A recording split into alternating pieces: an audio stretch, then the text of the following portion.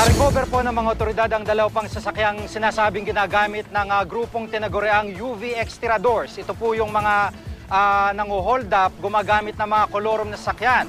Para sa karagdagang detalye, may live report si Dante Perelio. Dante? Yes, Jiggy, sa 4th State sa Barangay San Antonio, sukat na tuntun kagabi ng Parañaque Police at NBI ang ikalawang sasakyan na Silver Gray Mitsubishi Adventure.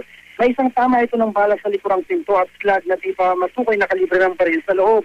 May takas din ng natutuyong dugo ang upuan nito kaya isinailalim sa forensic at DNA testing ng NBI.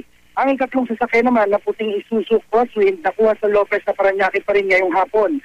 Ang skill ng grupo, kinukulorom nila ang mga nirerentang utility vehicle saka mangunguha ng mga pasahero na kanilang hold upin at momolestahin.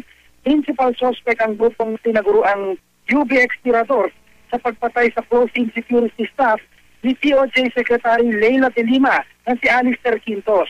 Miyembro ng Intelligence Operations Group ng DOJ. Isinakay raw Jiggy ng grupo si Quintos sa Cubao noong gabi ng May 10 habang pauwi sa kanyang bahay sa Antipolo. Nang makapkapang may baril, kinuha nila ito at saka pinatay ang biktima. Kinabukasan, natagpuan ang pangkay ni Quintos sa isang kalsada sa Barangay Carlang, San Ildefonso, Bulacan. Nasa 50 na Jiggy ang reklamong natanggap ng Parañaque Police laban sa grupo at patuloy pa itong tumataas.